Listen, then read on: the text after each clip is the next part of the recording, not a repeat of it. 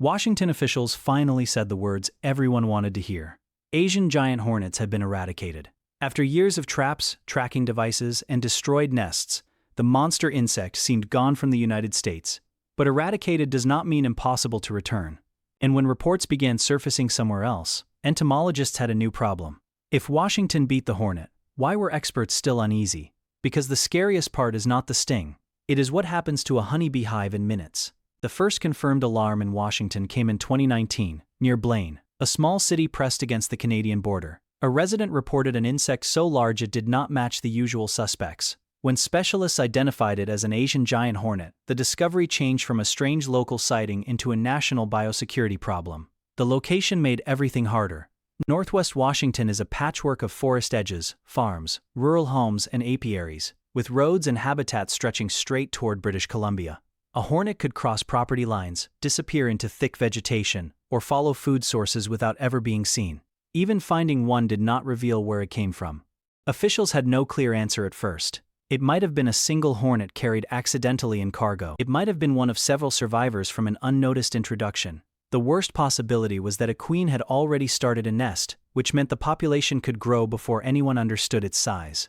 That uncertainty set the clock running. Asian giant hornets build colonies through the warm months, then produce new queens before winter. If those queens spread, the problem would no longer be one insect in Washington. It would be an established invader. What made that first hornet so serious was not just its size. It was what the species can do once it finds a honeybee colony. Asian giant hornets are among the largest hornets in the world, with powerful mandibles, a long stinger, and a hunting strategy built around overwhelming weaker insects. A single hornet can kill individual bees, but the real danger begins when several workers locate a hive and mark it for attack. That attack can enter what researchers call the slaughter phase. A small group of hornets forces its way into the colony and begins killing adult honeybees one by one. They do not need to eat the adults. They decapitate them, clearing defenders from the entrance and combs as quickly as possible. Under the right conditions, the speed is startling. A honeybee hive can be overwhelmed in roughly 90 minutes. Thousands of bees can be killed in the time it takes to watch a movie. Once the adult bees are gone, the hornets shift to the brood. They carry away larvae and pupae, not as trophies but as food for their own colony. The attacked hive is left broken, with its workers dead, and its next generation removed. That is why officials treated even one confirmed hornet as a major warning. Honeybees are tied to pollination, agriculture, and local beekeeping. They support crops far beyond the hive itself. An established population of Asian giant hornets would not need to cover an entire state to cause trouble. If nests appeared near apiaries, a small number of hornet colonies could put repeated pressure on beekeepers and pollination services. The threat was not a swarm of monsters.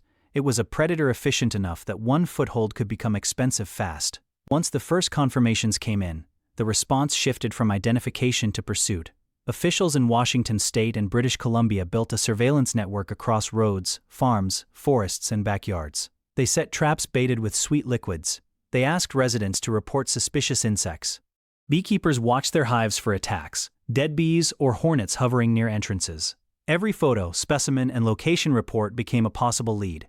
The problem was that a single hornet did not solve the case. A worker hornet could travel miles from its colony, feed, and disappear. Killing one insect only proved that more might be nearby. The real target was the nest, because a nest could produce new queens, and new queens were how the population would spread. Finding that nest was brutally difficult. Asian giant hornets do not build obvious paper balls hanging from branches. They often use hidden cavities, hollow trees, abandoned burrows, or spaces underground. In dense terrain, a nest entrance could be a small opening covered by roots, brush, and shadow. So field teams began treating sightings like clues on a map. A confirmed hornet narrowed the search area. Another report changed the search direction. Crews checked trap lines, followed flight paths, and moved through thick vegetation looking for repeated activity. When they finally caught live hornets, the strategy became even more direct. The goal was to attach tiny tracking devices to them and let the hornets lead investigators home.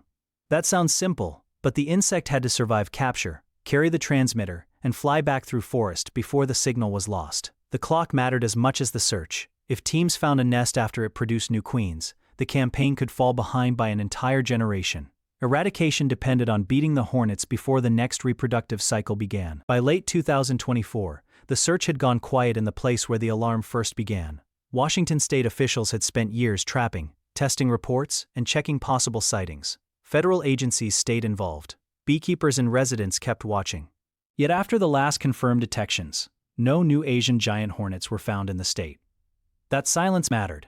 In December of 2024, the Washington State Department of Agriculture and the United States Department of Agriculture announced that the Asian giant hornet had been eradicated from Washington.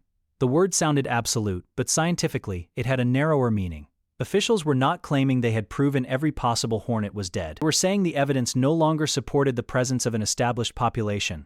After multiple years without confirmed detections, the hornet was no longer considered to be reproducing and spreading in the state.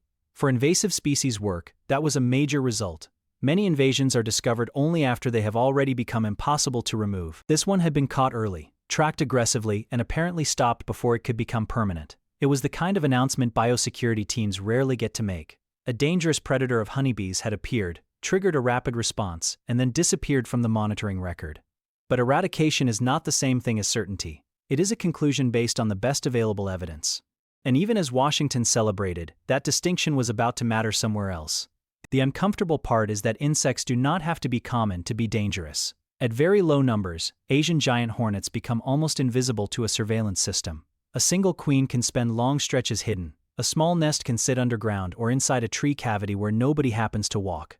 Even trained search teams are still working against terrain, weather, private land, and the simple fact that a hornet only becomes detectable when it crosses a trap, a camera, or a person. That is why surveillance creates confidence, not perfect proof. Years of trapping without a confirmed hornet strongly suggest there is no active population in Washington. But no monitoring program can prove total absence across every forest edge, border zone, cargo route, or possible entry point. There is also the separate problem of re-entry. Even if the Washington population was fully eliminated, that does not mean the species can never appear again. A queen could be moved accidentally in freight, soil, plants, or other materials. A hornet could arrive from a nearby region where it went unnoticed. Human activity is often how invasive species get a second chance, so the declaration closed one chapter, not every possible future. For entomologists, the lesson was not just that early detection can work, it was that early detection has to keep working after the headlines fade, because the next warning may not arrive as a nest, a swarm, or a clear invasion. It may arrive as one hornet, seen once, in a place where it is not supposed to be. Then came the part that made the headline feel confusing. After Washington announced that its known outbreak had been eradicated, reports of Asian giant hornets did not suddenly become impossible. A detection somewhere else would not mean Washington's operation had failed. It would mean a different incident had appeared outside the area covered by that declaration. That distinction matters. Eradication is not a worldwide statement, it is a local conclusion based on local evidence. Nests destroyed, hornets trapped, years of follow-up surveys, and no confirmed survivors in that outbreak zone. Invasive species often work this way. Officials can eliminate one introduction while the pathway that brought it remains open.